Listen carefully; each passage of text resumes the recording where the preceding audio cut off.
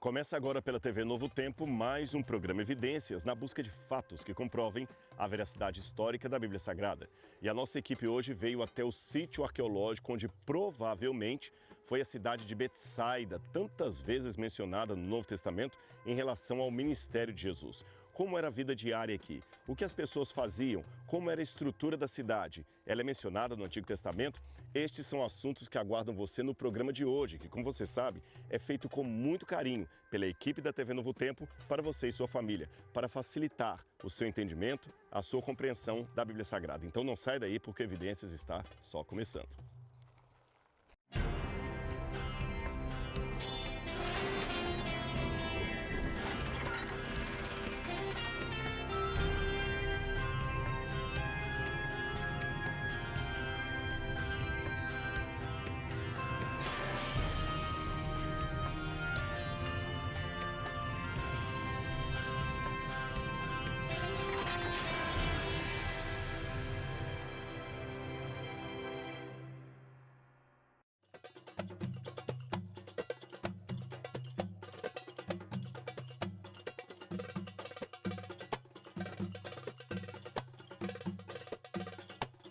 De volta com o programa Evidências, aqui da cidade de Betsaida, o provável sítio de Betsaida, e eu quero oferecer um presente para você. Você sabia que a TV Novo Tempo tem a maior escola de estudo da Bíblia do mundo? São milhares de alunos estudando a Bíblia sempre, toda semana, através dos produtos da TV Novo Tempo, que são inteiramente grátis. E um deles é o guia de estudos do programa Evidências, que foi preparado para você com muito carinho. Assuntos importantes sobre a existência de Deus, a veracidade histórica da Bíblia e muito mais aguardam você que nesse fascículo que pode ser seu hoje, inteiramente grátis. Ah, como faz para adquirir? É simples, anote aí. Ligue para a gente no horário comercial pelo telefone 0 operadora 12 21 27 3121 ou, se preferir, pode mandar uma mensagem para o nosso WhatsApp, que também aparece na sua tela. Ou, se quiser também, através do QR Code, que também aparece aí para você. Ou ainda você tem a opção de acessar o site biblia.com.br. Mande uma mensagem para nós, queremos enviar um guia destes para você.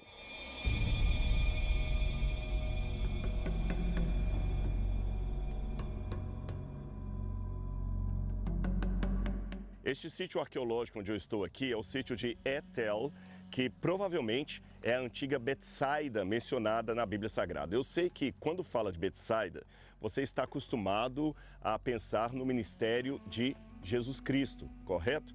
Ou seja, você pensa, é Jesus, os evangelhos, ali está falando de Cristo que esteve em Betsaida, porque Pedro era de Betsaida, um dos apóstolos principais de Jesus.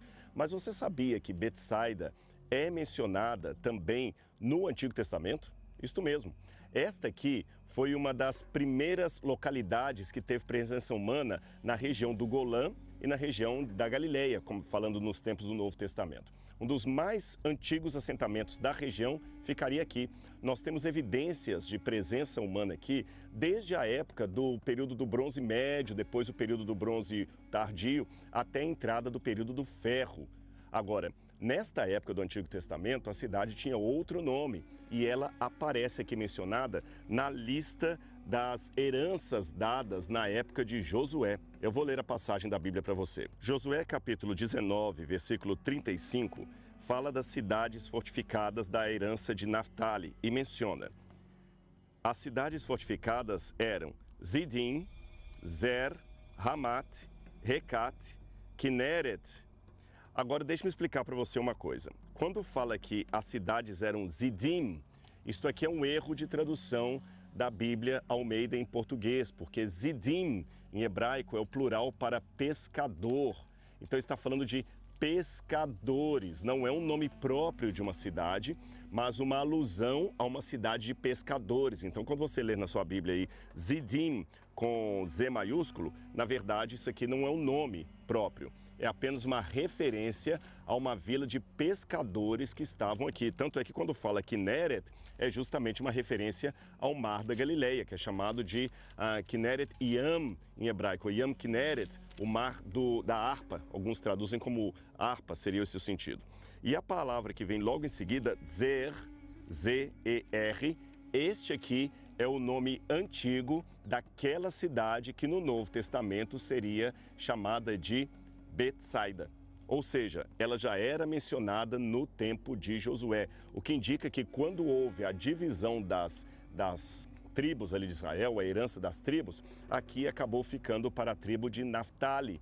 Agora, é claro que desta época de Josué, nós temos pouquíssima evidência arqueológica. Encontraram, de fato, cerâmica, que indica já a presença humana aqui no período do bronze, como eu mencionei para vocês, um assentamento.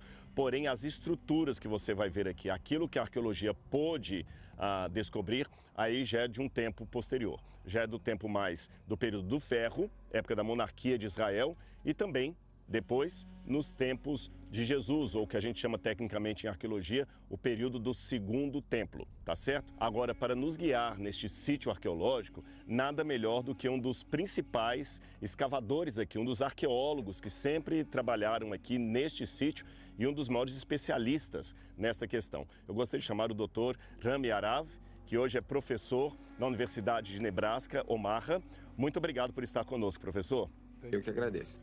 Eu quero lhe perguntar um pouquinho, vamos andar aqui um pouco, nós estamos vendo essas estruturas aqui, como começaram as escavações aqui em Ethel, ou melhor, em Betsaida. Como começaram as escavações aqui?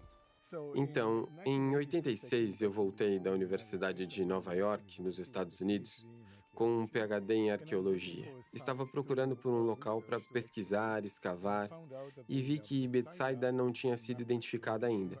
Sempre foi um ponto de interrogação onde estava esse local.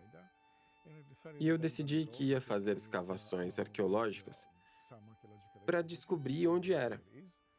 E em cerca de algumas semanas, eu escavei os lugares que seriam possíveis e descobri que esse era o local mais provável de ser, de fato, Betsaida. E começamos a escavar há 30 anos e continuamos desde então. Muito bem, professor. Agora, nós sabemos que alguns arqueólogos estão apresentando uma tese nova de que Betsaida pudesse ser noutro sítio arqueológico próximo daqui, chamado El Araj. Mas o senhor ainda acha que aqui é o melhor candidato. Por que o senhor acha que Betsaida seria justamente aqui onde nós estamos? Por algumas razões. Primeiro, eu também escavei esse outro local e descobri que não era um bom candidato. Anos depois, na verdade, recentemente, 5 ou 6 anos atrás, eles começaram a cavar mais profundamente e encontraram ruínas de algo da segunda metade do primeiro século. E eu acredito que seja um campo militar que é mencionado por Josifas. Todos os outros elementos que temos aqui, todos os elementos se encaixam perfeitamente com a descrição de Josifas. E no Novo Testamento, e também de autores antigos, tanto judeus como cristãos, isso ao longo do tempo.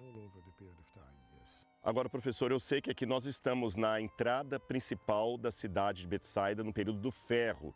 Estou falando ali por volta de 1000 anos antes de Cristo.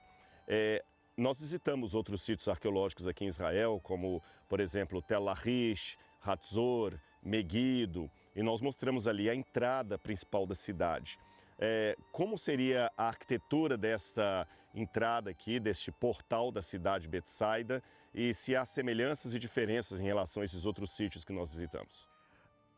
Certo. Para responder essa pergunta, eu vou fazer assim. Esse portal em que estamos pisando não é o mais antigo.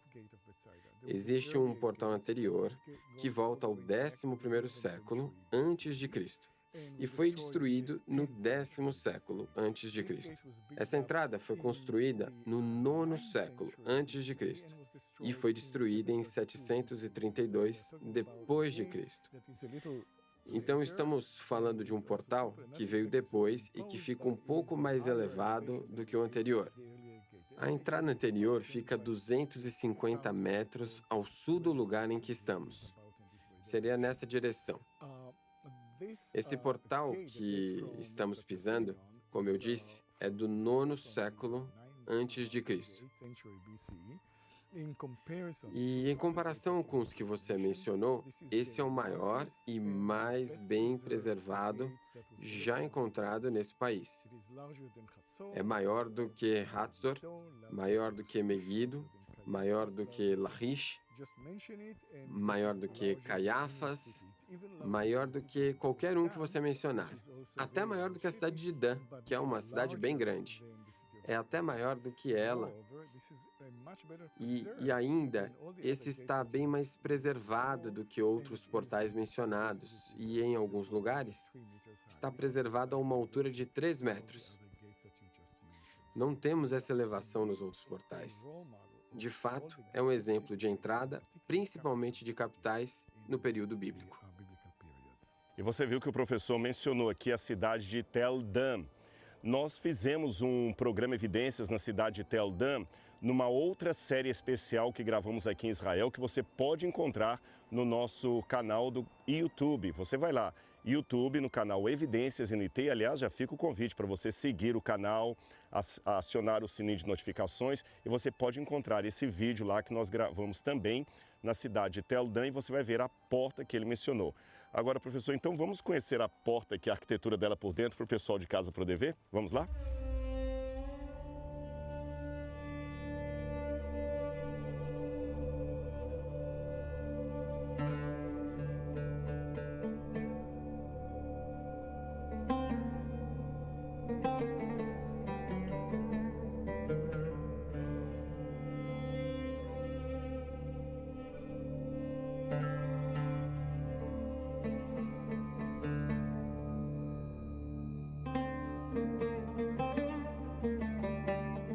Professor, antes da gente entrar, me chamou a atenção, primeira vez que eu vi aqui na cidade de Betsaida, no sítio arqueológico provável de Betsaida, que nós temos na entrada 2 pedras, uma está aqui, nós temos uma outra similar a esta do outro lado, que ficam aqui, olha, parece até aquela famosa pedra dos 10 mandamentos que você está vendo. E aqui do lado nós temos mais uma outra caída, eu vou pedir o nosso câmera para mostrar aqui para vocês em casa. É lógico, essa aqui é uma réplica, tá certo? A original foi levada para o Museu de Israel, mas eles colocaram uma cópia aqui idêntica àquela que eles encontraram. Por isso que a réplica está aqui como 2011, que foi a época que ela foi feita. Mas se você olhar, é uma pedra também que ela tem todo um formato como se fosse aquilo que nós chamamos em arqueologia de estela. Inclusive tem uma estela muito famosa, eu vou colocar uma imagem para você em casa poder conhecer, eu estou falando da estela de Mecha, que hoje está no Museu do Louvre, na França. Essa estela de Mecha é muito importante para a arqueologia bíblica, porque ela traz um relato de uma batalha bíblica mencionada na Bíblia Sagrada e também numa fonte externa. E esta estela de Mecha, inclusive, recentemente, ela caiu de novo nas principais mídias acadêmicas porque eles descobriram que ela contém a expressão Beit David, que foi traduzida pelo professor André Lamer. Na verdade, ele já sugeriu que ali tinha a expressão Beit David, a casa de Davi, desde 1992. Mas somente agora, em 2020, é que a sua tradução foi confirmada. Então nós temos na estela de Mecha uma comprovação arqueológica da existência de Davi. E como você viu aí no vídeo, a estela de Mecha tem o mesmo formato dessas pedras aqui, especialmente daquela. Aí, professor, a gente pergunta, essas estelas... aliás, eu não expliquei para você em casa o que seria uma estela comemorativa. As estelas têm um formato legal ou de propaganda religiosa. Por exemplo, numa estela, você pode colocar as leis de um reino, você tem várias leis de um reino que são colocadas ali, pode ser uma pedra de fronteira, ou pode ser a comemoração de um triunfo de um rei que venceu outro rei numa batalha, então ele coloca ali todas as coisas que ele fez, não é isso? Agora, professor, nós temos aqui estas estelas também na porta da cidade. Qual seria a função, qual seria o propósito? Certo. Antes de falarmos da importância da estela no portal, deixa eu só dizer algumas palavras sobre a área em volta. Essa área é o pátio em frente à entrada. Existem 2 portais, na verdade. Esse é o interior e tem um exterior, que fica lá. Então, as pessoas que vinham à cidade passavam pela entrada exterior, depois pelo pátio aqui, e então entravam na cidade. Mas o pátio é a parte mais importante dessa entrada. Esse é o coração e a alma da cidade. O portal é mencionado mais de 1000 vezes na Bíblia. Essa é a parte mais importante em cidades bíblicas. Não há nada mencionado mais vezes do que a entrada no texto bíblico.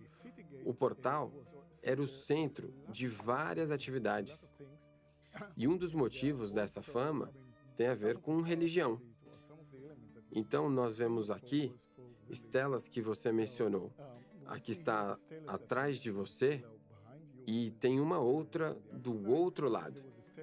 E tinha uma estela no topo do lugar mais alto, que agora está localizado no Museu de Israel.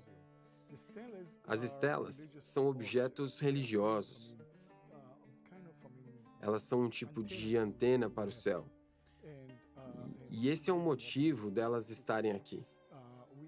Nós temos em Betsaida, temos duas aqui e ainda mais outras 2 estelas. Elas não tinham inscrições, sem nada nelas. A estela aqui era dedicada ao deus da lua. O deus da lua era, na cultura mesopotâmica, o principal deus. Ele criou o mundo. Na arqueologia mesopotâmica, o deus da lua que deu o primeiro passo na criação. Por quê? De acordo com os mesopotâmicos, era muito escuro no começo, no que chamamos de estado primordial. A lua era a única coisa que iluminava. Então, os mesopotâmicos associaram isso ao Criador. No caso, a lua era a criadora do mundo. E ela começou a criação e depois outros deuses e deusas chegaram e participaram do processo. Por exemplo, Ishtar é a deusa que criou os humanos, assim como outros deuses criaram outras coisas. É diferente da religião monoteísta, em que um deus só criou tudo. Na Mesopotâmia, e aqui, o deus da lua começou e depois outros deuses participaram do processo. Então, o deus da lua era o grande criador do universo na cultura mesopotâmica. Professor, isso que você falou é muito interessante, porque eu estou lembrando aqui do deus Sim, da Babilônia, que é o deus da lua, Ur-Namnu, que também era referente à lua, só que nós estamos muito distantes desses reinos da Mesopotâmia, mas nós percebemos que essa cultura da Mesopotâmia chegou até aqui, na terra que seria a terra de Israel, e aí fica fácil entender na Bíblia que quando os hebreus chegam aqui, os israelitas, eles encontram uma cultura paganizada muito forte, a mesma cultura do local de onde saiu Abraão no passado. E isto foi um grande desafio para eles e por isso que os profetas sempre os alertavam contra a idolatria. Sim, se eu puder elaborar em cima do que você disse, o deus da lua era muito importante na Mesopotâmia. Tinha 2 centros de adoração. Um era na cidade de Ur, ao sul da Mesopotâmia, e o outro em Harã, no norte da Mesopotâmia. Então tínhamos 2 centros de adoradores da lua. Esse deus da lua é associado com Harã, não tanto com Ur, por conta da distância. Em Harã era o centro da cultura aramaica e aqui também faz parte da cultura deles. Naturalmente, eles iam trazer o deus da lua com eles quando saíram do norte, da Síria. Eles migraram para essa área e se estabeleceram na cidade adorando o mesmo Deus que eles faziam no norte da Mesopotâmia.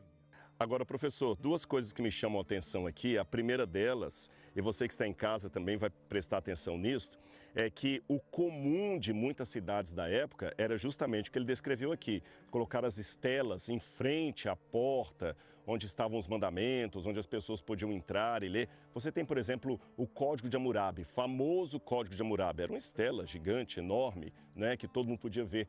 Agora, olha que interessante, quando Deus deu os 10 mandamentos para Moisés, a ordem não foi para colocar os 10 mandamentos em frente aos portões de uma cidade, mas sim dentro da Arca da Aliança que ficava dentro do santuário. Qual a razão disso? Porque Deus queria que os mandamentos fossem escritos mais do que visualmente à porta de uma cidade, dentro do nosso coração. Isso é fantástico, não é isso? Exatamente, ótimo, ótima observação.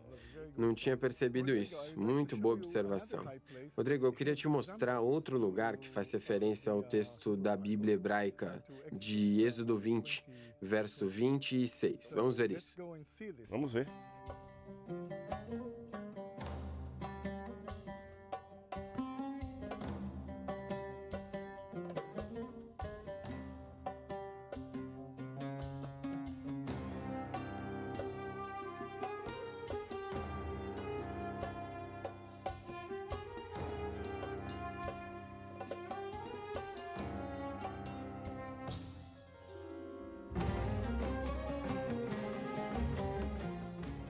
Então aqui é o lugar, né, professor? Qual a relação disso aqui com a Bíblia Sagrada? Essa parte aqui, ou pelo menos com o contexto bíblico. Sim, o que vemos aqui está na parte baixa da torre. Essa é só uma parte da torre. Imagine que a torre vai até lá em cima. E não é uma cadeira, porque não dá para sentar pela altura. Então, é um tipo diferente de altar. É um altar que temos acesso direto a ele. Não tem escadas que levam ao altar. Nós chegamos e colocamos aqui a nossa oferta e entramos na cidade ou saímos dela. Então, esse é um altar muito similar à descrição de Êxodo 20, verso 26. Deixe-me ler na Bíblia essa passagem que ele mencionou. Êxodo, capítulo 20, versículo 26. Eu vou ler o 25 também para vocês. Se vocês fizerem um altar de pedras para mim, não o façam de pedras lavradas, pois se fizerem uso de ferramentas, vocês terão profanado o altar. Nem subam no meu altar por degraus, para que ali não seja exposta a sua nudez. Êxodo capítulo 20, versículos 25 e 26. Exatamente. Exatamente. Então, encontramos um altar muito similar ao descrito na Bíblia. Então nós vemos que muitas das práticas levíticas que estão na Bíblia não são inéditas. Outros povos tinham preocupações similares, não é isso? Agora, professor, eu sei também que nessa parte aqui, nesta área pública das cidades, era onde acontecia eventuais julgamentos do povo. Às vezes o governador vinha, os anciãos do povo, mas onde seria a parte dos juízos aqui da cidade? Certo. Para isso, temos que ir para outra parte do portal da cidade. Lá no outro lado, nós vamos nos sentar nas cadeiras dos anciãos e mais velhos da cidade para julgar as pessoas, como você disse. Então vamos lá, vem com a gente.